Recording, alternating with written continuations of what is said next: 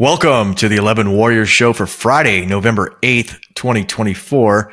Jason Priestis, that's Chris Lauterbach. How are you, buddy? I'm doing great, man. How about yourself? Yeah, same, man. I feel like we're just two of us today. Doing a two-man show, giving Purdue 1-7 Purdue the proper amount of disrespect. We didn't want to drag someone else from 11 Warriors on to have to talk about Purdue for an hour. Yeah, they're lucky it's not you just beatboxing for like 30 minutes or something. It might be. We'll see what where things go.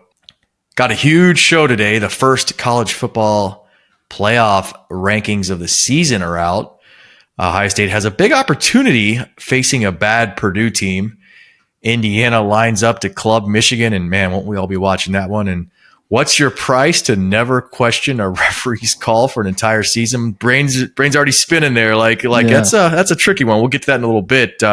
First up, Bucks second in the CFP rankings, slotted as a 5 seed. And just a lot of change this year, man, from like who's in, who's out to people maybe complaining about seeding, buys, things like that.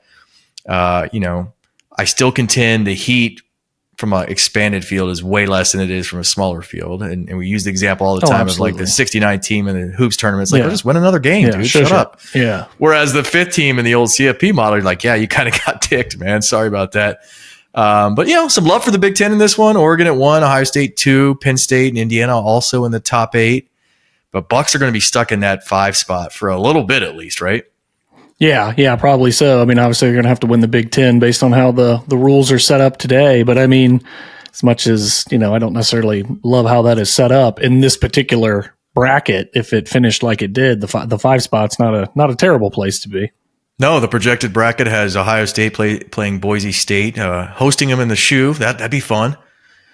BYU in the quarterfinals. Those are 2 games that are winnable, really winnable. And then they would, likely run into Oregon again in the semifinals, which is again another, there's no team out there, first of all, that I'm like, oh, I don't like our chances. I don't like Ohio State's chances against that team. But it is kind of the NFL model, right? You win your division, you win your conference, whatever it may be, you're going to get the higher seed. And even though you may be number 2 in the rankings, you're not going to be number 2 in the bracket. And that's going to take a little bit to adjust to, but they'll get another crack, or they should get another crack in Indianapolis next month. Yeah. I mean, we'll see. Right now, they can't complain where they're at based on the rules and based on losing at Oregon, but they may get their shot, like you said, and if that's the case, they will not stay in that 5 slot. Not at all. Who's, in your opinion, rated too high on this? I mean, I didn't really feel like it was terrible. It seems like it, was pretty much aligned with the AP poll, and I didn't see anything there that looked really out of whack. I mean, if I thought anybody was overranked, it was probably by a spot. Like, I'm not real high on Miami, being 4. Now, I know they're 3 because of how it works out, but just, them as a team, even 4th in the overall ranking, to me, I'd probably have Texas ahead of them, maybe. I mean, Miami's defense is giving them, 34, 38, and 45 points over the last, at least during a 3-game stretch. So I'm not sure I'm buying there. They put so much on Cam Ward's shoulders, right? It's like defense isn't very good. You better hope Ward's on fire, and he usually is. But I would say Miami is overranked at least a spot. And I think Penn State, you could argue, is overranked probably a spot as well. That 2013 game, if it wasn't for Ohio State doing some of the things they did to themselves, that's not a 2013 game, and that's on the road. So I think you could argue that that maybe they're overranked at least a spot. Yeah. Do you like Notre Dame over Alabama on a neutral field? I mean, obviously I don't, but I also feel like, I don't know, when you get down toward the back end of it, it's I'm less opinionated, I guess, when you get down toward the folks that are the last ones in. But no, I would take Bama on a neutral field. But if I was looking at their resumes, they're probably not, terribly different. Looking at some of those other first-round matchups, man, Indiana going to Tennessee, Alabama going to Texas, Notre Dame going to Penn State. Man, we've talked so much about how fun this is going to be, and I still think we're underselling it. I think once it gets here, it's going to be absolutely bananas. Like that. Imagine that first weekend if those are the games. Ohio State's hosting Boise, Indiana, Tennessee, Alabama, Texas, Notre Dame, Penn State. Like that's 4 epic games on one weekend where you've got to win or your season's over. Right. Oh, just, going to be super electric, no doubt about it. And I think, even like for me, love college football, love it. I think is, I can't say as much as anybody because some of those low tier bowl games, I do not watch them knowing that these games are going to replace some of that, and just have the stakes be so much higher around that, like, mid late December type time frame is just, huge. Because you're talking about some must see TV versus, oh, I'm going to watch this college football game tonight. I'm somewhat interested in it, but I'm going to watch it because time's running out to watch it.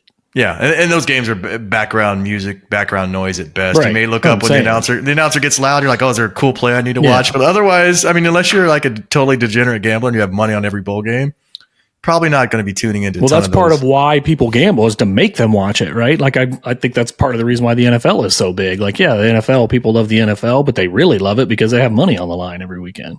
Denzel Burke finally spoke to the media this week. First time he'd met with them since tough outing against Oregon. Having a fine season, but wasn't his best night. Gave up 8 receptions for 179 yards to the Ducks. They went after him and picked on him, and maybe cost himself some money. But he was asked what went wrong with the Ducks, against the Ducks in that game. He said, quote, "Nothing. Just got to get the job done." Next question. And 2 things jump out to me. That stings at him still, and it would for anyone that's competitive. And it's a good DB mindset too. The way he's already framing it like that, like, I got cooked, man. I've just got to be ready, going forward. Right. Well, he kind of did that in spring when Jeremiah got him a couple times, and he's like, I don't want to hear it. That guy's good, and I think that is one of the things people forget about Oregon is that it wasn't like it was one of Penn State's bomb receivers getting behind him. This was like Evan Stewart, like these are like legit players. You don't want to see your guy get cooked, but it's not like it was bums that were cooking him that night. But yeah, you got to have a short memory there. I truly think that he does. To me, like as I heard him say it wasn't like it was terse and a next question kind of thing. It was kind of like, man, I've moved on from that. You should probably move on from that too, kind of thing. I need to have a short memory, and oh, by the way, I do. Obviously, he's got confidence in his abilities. I think it's probably fair to say I don't think he's quite as good as some of us thought that he might be, but I also clearly he's not as bad as he was, that night. So sounds like his head's in the right place to me, and Ohio State's gonna need him down the stretch. Just needs to hang out with Igbinosun for a little bit because that guy has no shortage of confidence. Like Iggy could have had that game and would have been talking smack the next morning. I'm convinced. Yeah. Like that guy, I mean, we saw what he did at Penn State. He loves to play football, loves to talk about himself playing football, and just one of those infectious character guys. Yeah, for sure. No doubt. Some injury updates this week. Tyleik Williams, injured against Penn State, is trending towards being available to play. Day said on Wednesday that he should play and should be available. I might have overstepped myself there, but he'll be available. Do you think he'll play, and should he play? I don't think he'll play, and I hope he does not play. There's no point to run him out here. Run him out there for this game. There's been a critique this season of, man, Tyleik and Ty are carrying a lot of the water, right? You need to get some of these other guys in there and develop them kind of thing. Well, now you have an opportunity to do that in a game you're favored by 38.5 with, Tyleik being, even if he's feeling, 90%, I still, what's the risk here? You're going to win this game Saturday. So I hope they hold him out. I think they will. I think you've heard Day and others talk all season about it's a long game and managing that. We've seen them do it with other players already this year where guys could have played and didn't. So yeah, I have a hunch. I mean, if I had to bet on it, I would say that Tyleik will not be playing. I think that's a good thing because let's see more, Caden McDonald. Let's see more of these other guys. Yeah, I think I'm with you there. I mean, it's tough to tell a guy, especially if he's feeling like he's ready to go, that, hey, it's probably best you don't, but it's Purdue. Let's be real. Tyleik knows. I mean, he's one of those guys, he's back for a reason. So yeah. I think he's got his eye on I think he'll understand the long game. Yeah, absolutely. Right. Good point. Tight end Will Kuzmarek is making fast progress from his injury he suffered against Oregon. When he went out, man, it looked kind of bleak. You're like, man, this guy might be gone for the rest of the season. Mm-hmm. Now Day's saying that, Coach Mick is saying that Will is, a little bit ahead of schedule, and he might want to get out on the field again soon because Jelani Thurman put on a show with that 4th down reception in Happy Valley, the bobbler that he came down with. So get back soon, Will. Yeah, I think Kuzmarek obviously was brought in more of a blocker than a pass catcher, and I think that he was doing a pretty good job at that. It's been a spot that tight end where want to continue to see more development. I think G. Scott's actually been, hasn't been terrible this year at all. But Bennett Christian behind him is a guy played 25 snaps on Saturday because there were so many two tight end sets in that game. But I think Ohio State's a better team if Kakmarik's the blocker in there. Christian was okay, but I think there's a reason why Kakmarik has been where he's been in the pecking order all year, which was really the starter. So they can get him back for some of these meaningful games, then that'll be really good for Ohio State going forward. Particularly if they do run into a situation where this offensive line maybe doesn't look as good as it did Saturday, maybe doesn't look like it did against Nebraska because that's not the offensive line anymore. But if you've got something there, being able to run some 12, some different stuff with double tight ends, at least gives you a little bit more chance to protect the quarterback.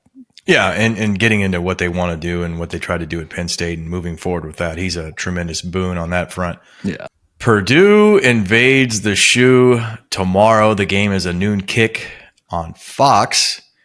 Buckeyes are favored by 38 over the 1-7 overall, 0-5 in conference Boilermakers. Looking at 58% or 58 degrees Fahrenheit there. Nice day, 0% chance of rain. Another good football Saturday. We've kind of been lucky avoiding bad weather. Yeah, for sure. Kind of in the trend of no rain at all in Columbus this year, but we'll take that. Purdue's coached by Ryan Walters, 5-15 in his second season, 3-11 in the Big Ten. Born in Los Angeles, grew up in Colorado. Dad played quarterback for Colorado. He went to play quarterback for Colorado as well. Ended up finishing as a safety. Babysitter as a kid was Eric Bieniemy, which I think is a hilarious little trivia nugget there. Like, what a cool babysitter, one of the offensive geniuses of the NFL. The guy's watching you when you're a kid. Well, and really, a top flight running back in the day too. Yeah. It makes you wonder, like, was there some backyard football when he was babysitting where Bieniemy was running, just trucking him, like in the living room with my son sometimes. Like, you never know, I might just plow the dude, Yeah, just hit him. So Bieniemy was probably running over him. Buckeyes own the streak or own the series, I should say, 41-2-15. They've won 2 straight. Last season, Buckeyes 41, Purdue 7. That was in West Lafayette. Kyle McCord tossed 3 touchdowns. Dallin Hayden had 76 and a touchdown in a rare start for him. Last Purdue win, don't look it up, but it was 2018. We all remember it well. Yeah, we don't have to look that one up. 49-20 over the Buckeyes. And one of those like nightmare games from that era where you got Iowa, you got Purdue, you got a couple of Clemson in the bowl, and the bowl game. Like, you got a couple of them that were just like, that was the introduction to Rondale Moore for a lot of Ohio State fans, I think. It sure was. That was a tough night. It's just like nothing went right. And, those fans got a win to cherish for the rest of their lives. How did Purdue get here, man? They beat Indiana State 49-0 in the opener at home. So you're like, okay, man, things might be going all right. Not quite a sign of things to come, huh? No, lost 7 straight. Notre Dame put 66 on them. Nebraska thumped them. Wisconsin put 52 on them. Yeah, they did take 3 weeks for this Wisconsin to I mean, how does Wisconsin get 52 on anyone, right? They did take Illinois to overtime, lost that one 50-49. So they got a really close loss in there. And then Oregon put 35 on. Hell, even Northwestern beat on them more recently. You look at Walters, man. He's 4-8 in his first season with Brahms guys, and now 1-7. That's a bad sign. That's like when you start to wonder, hey, does this guy? Because like you want to see stabilization and up. 4-8. Go, 6-6 the next year or something else, but like 4-8 to 1-7, I'd be really worried if I was a Purdue football fan right now. Only Big Ten team without a conference win this year, and we're going to be real. The line's 38. I think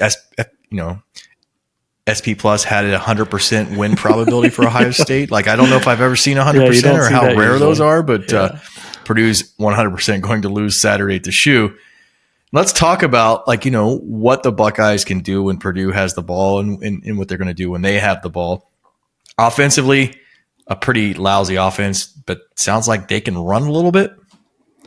I mean, compared to how they pass it, I think they can, right? Like they're like in the hundreds in passing yards per game, right? 185 yards a game. But yeah, they do run it a little bit. Devin Mockaby's definitely a guy to keep an eye on. He's averaging almost 6 yards a carry. I don't think that's bad at all, especially, against being as part of a terrible team. He's ran for over 100 yards twice. Doesn't catch it much out of the backfield, but yeah, he's been good. And they have a little bit of a two-headed monster there. Reggie Love III is also a guy that carries the ball a lot, 5.5 yards a carry. He actually ran for 93 yards versus Oregon.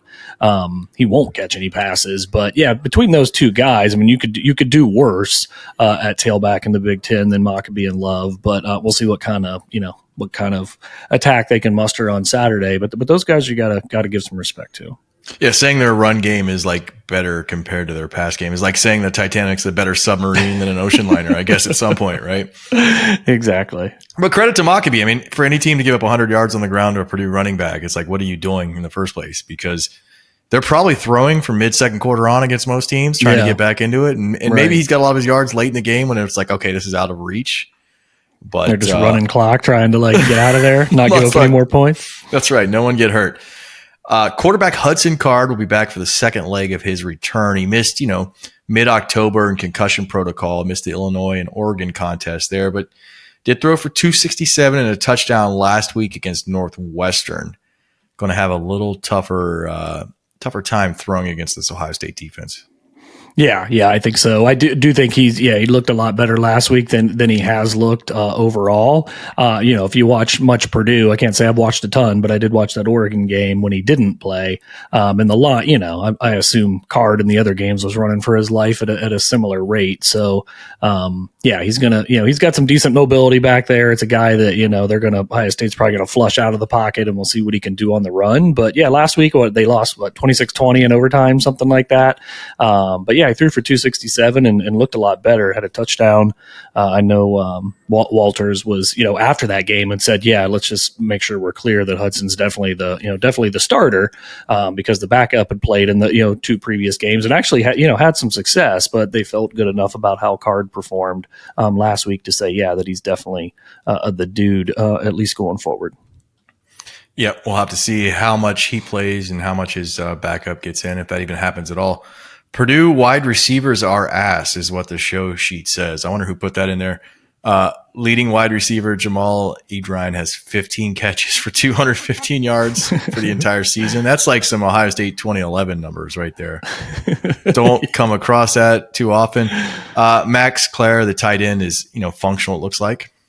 Yeah, he's not bad. 462 receiving yards from a tight end. I mean, that's a really, really, really good season for that's like probably a top 5 season for an Ohio State tight end, and he's got 30 for 462 already this year. He's led the team in 5 of their 8 games in receiving yards, so he's definitely a target, which probably provide a good test for these linebackers. And like we saw last week, right, with Penn State, Tyler Warren. Now they move him all over. He's kind of not, he's not just a tight end, but certainly lined up there occasionally. And you saw Downs and you saw, Simon and some other guys on him. I imagine we'll see a similar thing this week as those guys try to keep Max Clare in check. But yeah, he's not a bum. He's a pretty good player.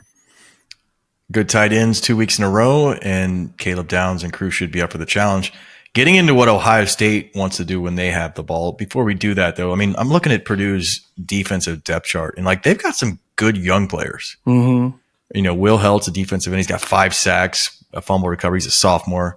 Dylan Thieneman is a sophomore, safety. He's, leads the team in tackles of 64. So help's on the way if they can kind of get through this. Ryan Walters may not be around to see when these guys go off. And heck, in the NIL world, these guys could be playing somewhere else next season as well. Someone takes a real liking to them. I mean, Ohio State may need some defensive help. So, but again, getting back to what Ohio State wants to do when they have the ball, first thing that jumps to mind is the offensive line wants to get, kind of build on what they showed at Penn State. Yeah, I think so. I mean, obviously, last Saturday, the Buckeyes looked really good with that retooled offensive line. That was just kind of step one. I think you want to continue to build some comfort, some cohesion, all those kinds of things, and probably do it in a smaller sample size. I would hope that it's a 2.5 quarters type situation for some of these guys, and they can get them out of there. But yeah, you run for 176 against Purdue. You run off the last 5 minutes of the clock with just a dominating drive where you average about 6 yards a carry before you take a kneel down. But yeah, had this week. It's a classic situation where, with knowing that Ohio State's playing against itself and its own standards, it's like, hey, how does this team continue to mesh, or the line, particularly on that left side, right? This is going to be Donovan Jackson's, second start at left tackle, and then Hinsman in there at left guard again. So that will be interesting to watch. And as bad as Purdue is, I mean, you do have to pay attention. You mentioned Will Held at defensive end. He looks like a pretty good player on paper. He's 33rd nationally in sacks per game. So that's not bad. And they've also got a linebacker that ranks in the top, around the top 20 in sacks per game. So, on the blitz, that kind of, testing the lines, communication and whatnot will be interesting. So that'll be something to watch, not just how the offensive line with Jackson and Hinsman come together, but, blitz protection and all those things. Can't take it for granted. These guys are still stepping into, it's really just game 2 with this lineup.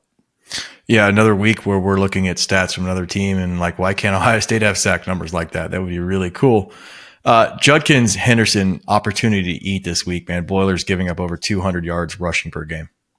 Yeah, it's kind of interesting. It's been a tale of it's almost been like 2 different chunks of the season for them. Now, obviously, they're facing a different kind of attack with Quinshon and TreVeyon. Those guys last week had about 150 on Penn State at over 6 yards a carry. But you look at the Boilers giving up 200 rush yards a game. That's obviously terrible. It's in the hundreds nationally. What is it, 120? Yeah, 121st nationally. I mean, that's obviously very terrible. But early in the season, they gave up 362 yards versus Notre Dame. They gave up like 340 against Oregon State, but the last few games they've kept teams in the 120 range. I think Oregon even only had about 131. That's a solid number, but 131 against Oregon and you lose 35-0. I don't think that's terrible. So their rush defense has been better.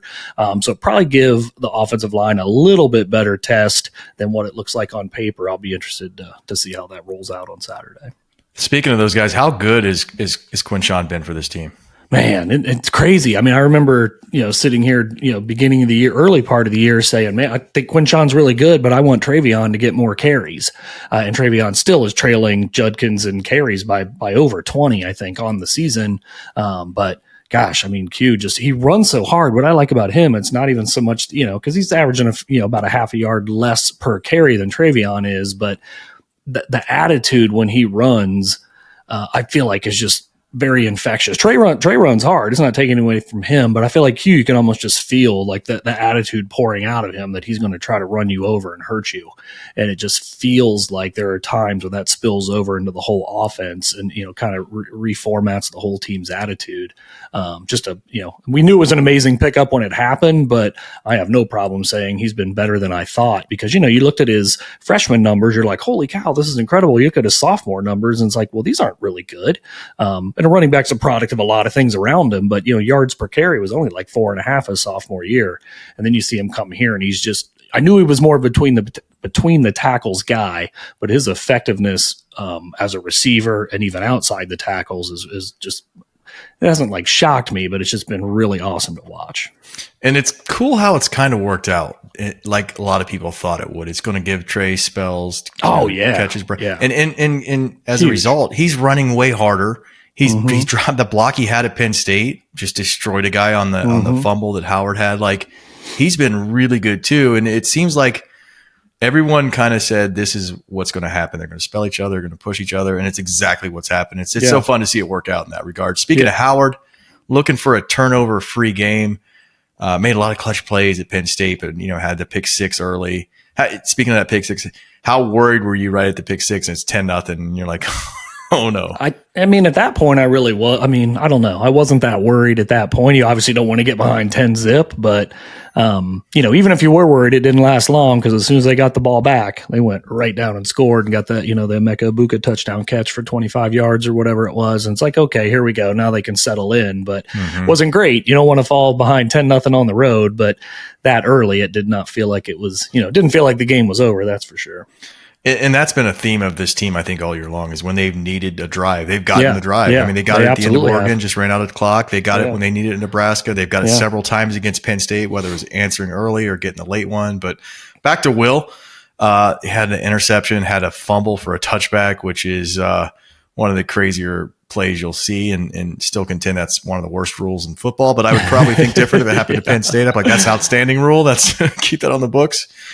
How do you feel like he played, and what are you looking for him to play this weekend?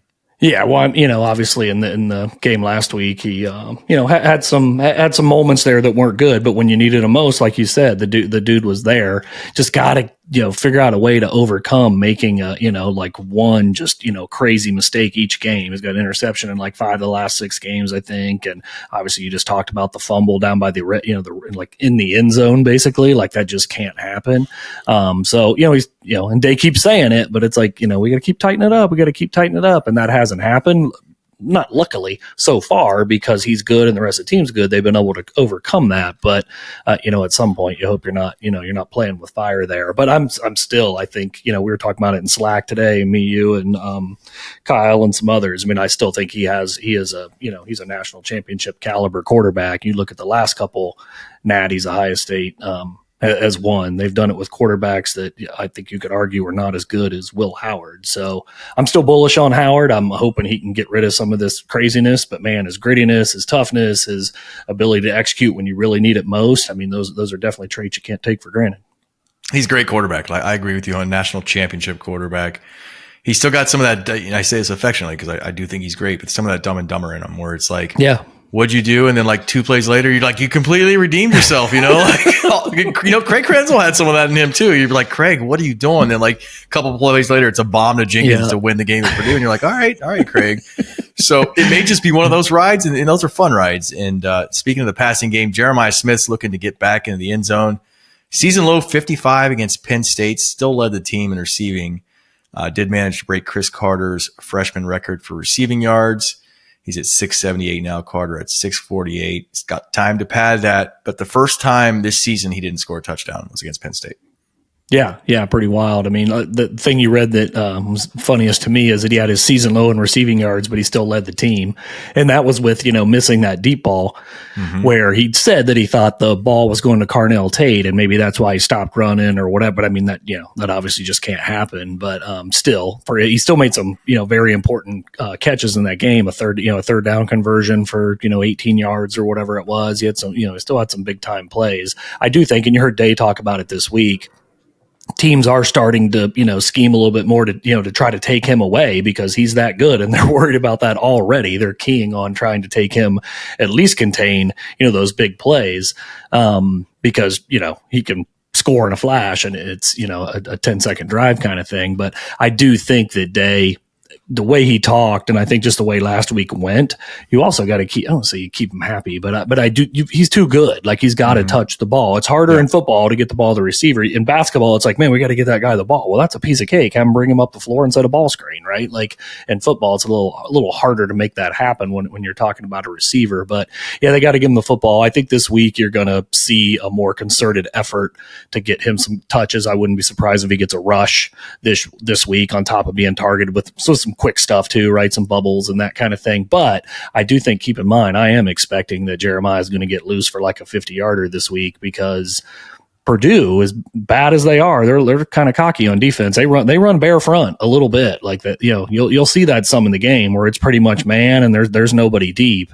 And if they do that too many times against Ohio State, I mean, Will's smart enough. He's going to check out of whatever they're in and he's going to, try to hurt somebody over the top. So I do think we'll see. I'll be very, very surprised if Smith's not over 100 yards this week and doesn't find the end zone. Yeah, I will be as well. And cool find on the bare front. The cool thing, too, about Smith getting schemed on now by opposing defenses is, I mean, Emeka is amazing. Such a good receiver to be kind of like a number 2 to Jeremiah. I mean, like, Emeka's awesome. And then Carnell's really damn good, too. And, he's starting to come into his own. Last week. He's starting to come into his own, man. And, good luck. Pick your poison, man. You may not want to double Jeremiah too much because the other guys are going to make you pay. Special teams, we're still waiting for that first touchdown return of the season. Whenever that may come, may not get it this week. Purdue has or this year. Yeah, maybe not. Purdue has a freshman punter, Keelan Crimmins, and this dude booms him. He's at 44.8 per, which is 20th nationally. And I guess, probably a lot of practice, right? I was going to say, you're Purdue's punter. You get a lot of game situation, game reps. I mean, he's probably leading the nation in snaps as a punter this year. So congrats to him. Might have a sore foot after Saturday. He's going to have at least 7, I think, Saturday. So I'm here for that. Alumni of note at Purdue. We always have fun with this. Neil Armstrong, the GOAT, first man to walk on the moon. Of course, he's an Ohioan. That's our moon. That's we right. claimed it. But he did, he spent 4 years there learning some math and geometry and some engineering stuff. Eugene Cernan, the most recent man to walk on the moon, is also a Purdue guy. 24 astronauts went to Purdue. That's like hard to believe. Like the next closest is probably like 7 or something or 8, and they got That's 20. if you believe they ever did. I don't know. Well, yeah, there's that. Photography. There's that. You want Buzz Aldrin to punch you in the face because that's how you get punched in the face by Buzz Aldrin. No, I'm Team Buzz, man. I'm just saying. They're out there. He's like 80. He'll punch the shit out of you for saying that. Orville Redenbacher, the popcorn king, is a Purdue guy. Solly Sullenberger, who landed that plane in the Hudson River, I guess probably 10, 15 years ago already. Yeah, it's been a minute. American hero. Jim Gaffigan, a comedian who attended for 1 year before he transferred to Georgetown. I'll go back to popcorn. You said Orville Redenbacher? Yeah. Popcorn, good or bad? Where's it at on your snack meter? I like popcorn. I do. Yeah. Do you ever crave it? Or you ever like, yeah, we're having some popcorn? Or is it just we got some movie popcorn? Like the theaters have some okay. special kind of something they put in their popcorn that makes it way better than I can make it home. Mm-hmm. But what's good is like we'll sometimes do peanut M&Ms and popcorn. Buy a thing of popcorn at the movie and throw a bag of peanut M&Ms and shake it up. Yeah. Really good. Sweet and salty combo. Yeah. Yeah. Robert C. Baker, inventor of the chicken nugget, went to Purdue and learned something new this week with that. Ward Cunningham, inventor of the Wiki concept, the founder of Wikipedia, is a Purdue guy. Brian Lamb, the founder of C-SPAN. Richard Leroy Walters, jet propulsion engineer who died homeless in Phoenix, but left $4 million to charity. So it's like the guy's extremely smart, made a lot of money, but how are you homeless with $4 million to your name? I'll never understand that. Never heard of him. No, well, I mean, yeah, he's just a jet propulsion engineer with $4 million in the bank. Deng Zhishan, the father of the Chinese atomic bomb, got his PhD at Purdue. Nice work there at Purdue. America appreciates that. So, yeah, I mean, it's fun. Some good ones there. Who's the GOAT of there besides Neil? Who's your favorite? I'd say Neil's the GOAT. I think after that, I'd probably have to go with I guess I'd have to go with Sully. That was pretty cool. Saved a lot of lives. I'm not really in on popcorn, so I don't really care about that. So no love for the chicken nugget, man. Like think of all the lives he changed. I stand correct. Whenever I see chicken nugget, I think of McNugget, which I think are just awful, like disgraces to food. Yeah. Like to me, I need a Wendy's nugget, or it's not really a nugget. But yeah, I think I was defaulting to McNugget. So yeah, chicken nugget. Chicken nugget. That guy. Yep. Let's get to some Big Ten stuff. Penn State dropped a 20-13 home loss to Ohio State Saturday. And for me, I want to know how they're going to respond, man. Franklin falls to 3-18 versus top 10 opponents. I heard someone say that James Franklin is who Ohio State fans think that Ryan Day is. And I was like, that's pretty damn good. But again, this is a guy that, the CFP expansion is going to take care of him because you look at the rankings, they're 6th. They're in line to, host a game. And you look at the remaining schedule, man, they're 7-1. They got a game at Washington this weekend or against Washington. It's at Penn State. Mm-hmm. They go to Purdue. They go to Minnesota, who might be a little scary. And then they close with Maryland at home. And those, they should be 11-1 when the dust settles. Yeah, they probably should. I think this week is probably the one to watch out for. Just, typical deal. Lose a heartbreaker. It's a physical battle, that kind of. Now, the fact that it's a whiteout at night is probably going to counteract some of that, but I won't be surprised. I don't even know what's the spread on that game. 14. 14. Yeah. If I was betting on it, I'd probably lean Washington in that one.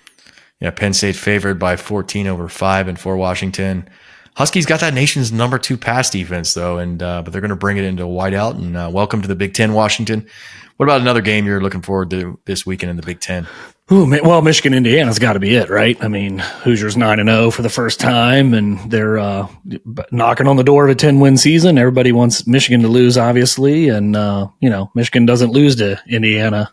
I mean, the COVID year, and then maybe another one before we were 67. born. Yeah, twice in the last 50 years, basically. Yeah, so this feels like years. It's totally primed for Indiana to turn back Michigan. So I'll definitely be interested in that one as soon as the Ohio State game is over because screw Michigan. But it's getting closer to time to really start scouting Indiana too, knowing that they'll be coming to the shoe here before we know it. Speaking of Hoosiers are 14.5-point favorites. That's the 3:30 game on CBS. Speaking of scouting, I'll have an eye on the Maryland at Oregon game. Maryland has no chance. They're going to get murdered. It's a 7 p.m. game on BTN. Oregon's favored by 24. Dylan Gabriel needs one touchdown to tie Case Keenum's NCAA record of 170. That's passing and rushing, but crazy.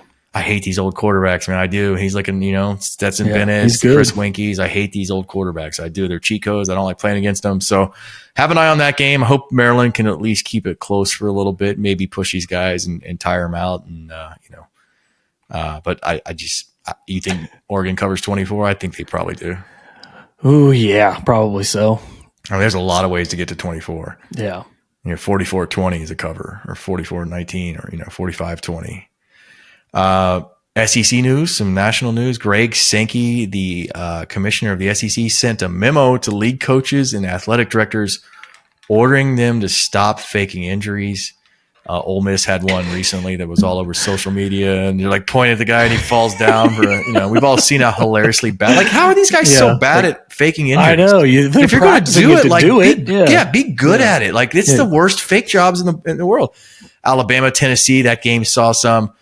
The memo was a total heater, man. It was just funny to read. Like, some of the quotes from this memo. Here's one. As plainly as it can be stated, stop any and all activity related to faking injury to create timeouts.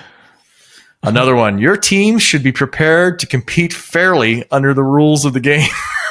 SEC moniker, right? I guess when a game stoppage is needed, use a timeout. This is not a complicated or confusing principle. It's like a note from your teacher. Last one here. Creating injury timeouts is not acceptable and is disrespectful to the game of college football. Hell yeah, Greg Sankey. Thanks for sending that. We don't see these up north, do we? I can't remember the last Big Ten game I saw a fake injury. Yeah. It's certainly not like what we've seen in the SEC this year. Yeah, it's crazy. Did Sankey? I mean, the memo's hilarious and good for him. I actually don't mind Sankey. I know up north, it's cool to hate him, but I think he's pretty good at what he does. Definitely stumps for his conference.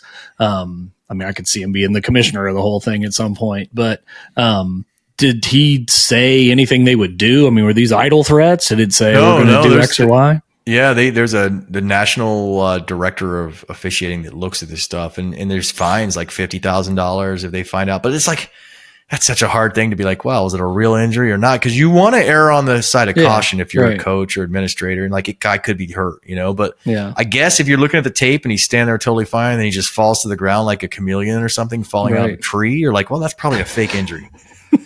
So I don't know. Lane Kiffin is in shambles because he's the king of this, but I can't wait to see how like the first fine comes out and the fans are trying to litigate it from their side. Like, no, he was really hurt, man. He's got an issue with cramps, or he's like, he hurt his pinky toe in high school. So that'll be one to watch. But I guess it just means more. What are some games, or at least one game you're looking forward to watching on the national scene Saturday? Yeah, I mean, I think the national game is, probably Georgia at Ole Miss. You just talked about Lane Kiffin, but Georgia hasn't been to Ole Miss in a while, and Ole Miss at 7-2, they need wins, right? They can't really afford a loss if they want to be in the playoffs. So I think that's a pretty big one to watch. There's another big one in the SEC too. Might be what you pick, but Georgia at Ole Miss. I'll have dueling TVs with Michigan, Indiana. Probably Georgia favored by 2.5 in that one. What about you? Got that one or you got a different one? I'll take another one for fun. That game's an ABC 3:30 kick. First trip to Ole Miss for Georgia since 2016. They have the coolest schedule locked down there. I didn't play Alabama in the regular season forever. But the other one you're alluding to is number 11 Alabama at number 15 LSU. Night game, Death Valley, 7:30 on ABC. Bama's favored by 2.5. Both teams have 2 losses. Like, this is a winner stays it's an alive. Elimination game too. You're right. Where are all these guys that were like, oh, the regular season won't mean anything? They should never be allowed to talk about college football again, because it was ludicrous back then, and you can see it now. Like, this is a play-in game to stay alive in the playoff, and like, how fun is that going to be? LSU's bringing a live tiger. That's when you know it's serious. I mean, what's Alabama going to do if they're bringing a live tiger?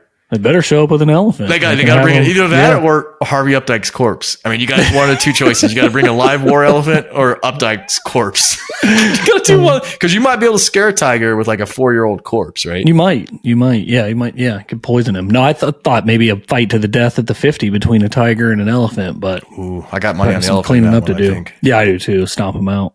Another fun one. Clemson at Virginia Tech. We thought Dabo clawed back. That's a 3:30 ESPN game, but he got thumped by Louisville last week. A lot of fun there. 6-point line for Clemson. And Holy War, 10:15 Saturday night. So if you're up late watching football, ESPN has number 9 BYU at Utah. BYU's cooking, man. They're looking really good for, the college football playoff.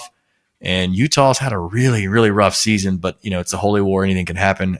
Cougars favored by 3. Yeah, and at Utah, I feel like that's a trap because I've been looking at that one all week. Like, man, I was thinking, I'll buy that down to 2.5 and feel really, really good. But yeah, Utah at home at night, like you said, is a little tricky. But I've seen BYU play a couple times this year, man. I feel like they're a pretty good team. Their quarterback can be a little erratic, but Utah's basically got a true freshman out there after the old man Cam Rising finally hung it up. So I don't know. I like BYU to cover in that one. I can't figure out if it's a trap because I feel like that spread should be like 7.5. Even it's wild to see 3 for an 8-0 team playing a 4-4 team. We talked about sometimes going to neutral games every now and then, and man, we should get to one of these because like you're going to have just a beautiful, whether it's at BYU or Utah, you're going to have the mountains. I mean, more so at Utah. Going to be a couple time zones out. You got no dog in it. Probably not a lot of booze opportunities. I was going to say, can you drink on can? Like, I don't even know. Like, I think we might be able to, but like, we probably John, they'd probably look at us funny, but, I don't know. It would be fun to, Army, Navy, Holy War. There's some, I would love to go to Bama, LSU and Death Valley. I think that'd be a lot of fun to watch. So I think we got to do a better job of trying to hit some of these neutral games. Roadies. Get ahead of it for next year. All right, folks, it's time for our favorite part of the show. What's your price? We dive into things in life we could do for the right price. Talking about the fun, harmless stuff that doesn't hurt anyone or break the law, like driving 10 miles an hour under the speed limit for an entire year or entering a professional slap contest. So what's your price to spend an entire season without once criticizing a call from a referee in an Ohio State game? And that's that I think is one that sounds easier than it is because I think some of it's just impulsive to the first time you've been noticing just crown point someone and it's targeting call you like you just can't help yourself. You're jumping off the couch and that's bull crap. There's no way my Iggy would ever do anything like that. Like so I think it's one of those things bad example. It's one of those things like, oh, this is super easy, but then you sit down and think about it and you're like, man. So imagine you have all this money on the line. What's the amount that's right for you? To have the restraint to say, oh gosh, I got this money on, I can't criticize officials. Can't be at the water cooler at work. Can't be watching at home by yourself. Can't be watching highlights later.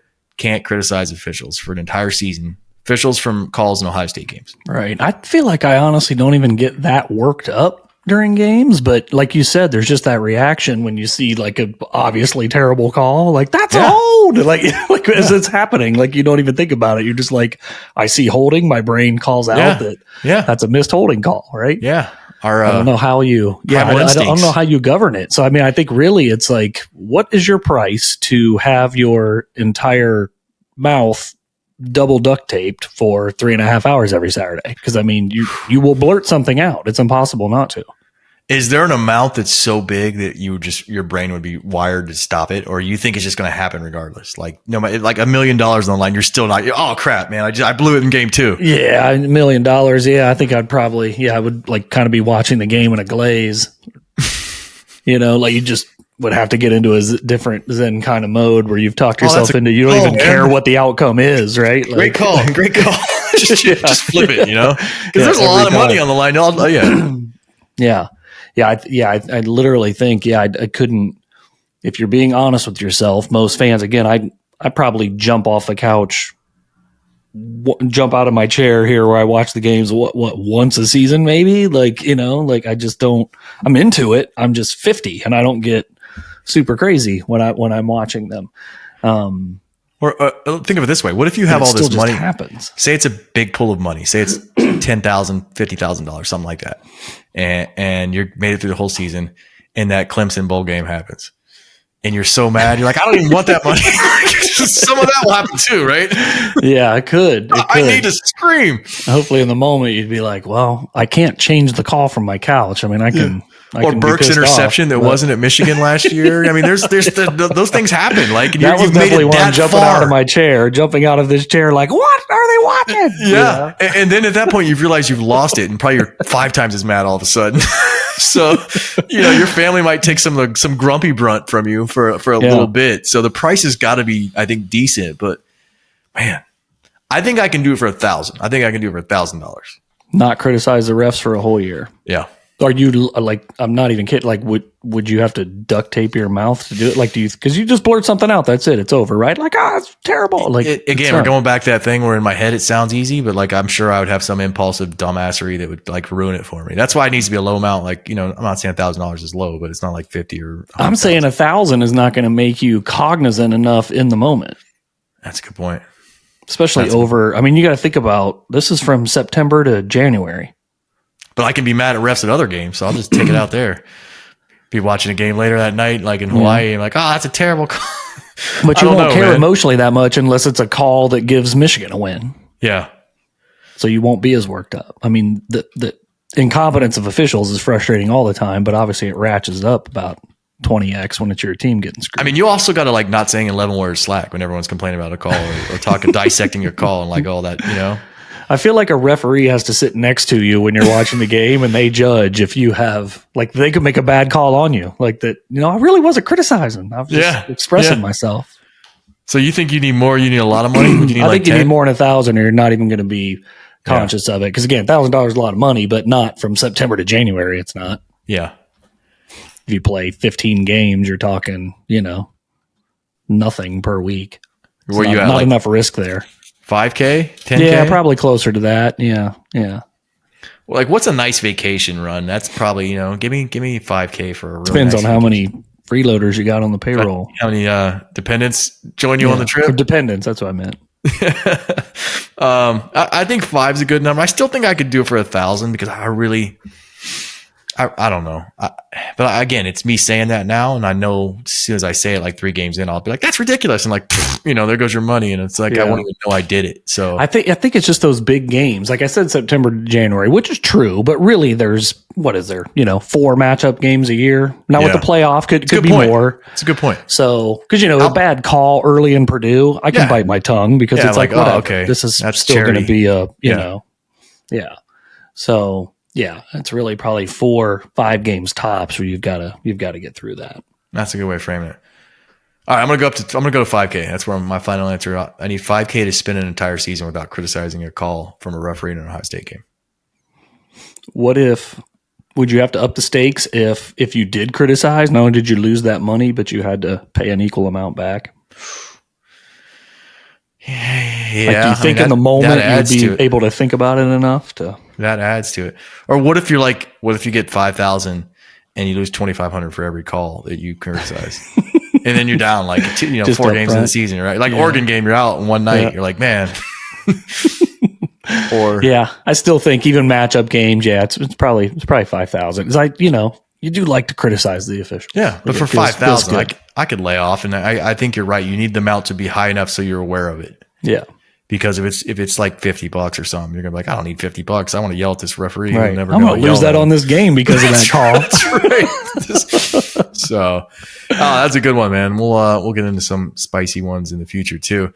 Had a blast. We forget anything this week? No, I think we're ready to go. It's time for a noon. I'm glad this is a noon. I'm always glad when it's a noon kickoff. I know you are too, but man, this is primed. This is prime noon o'clock football. It is. And, Bucks by 38 easily should cover. So, be another fun one. As always, we had a blast. Thanks for joining us. Take care of each other. Be good to each other. Go Bucks.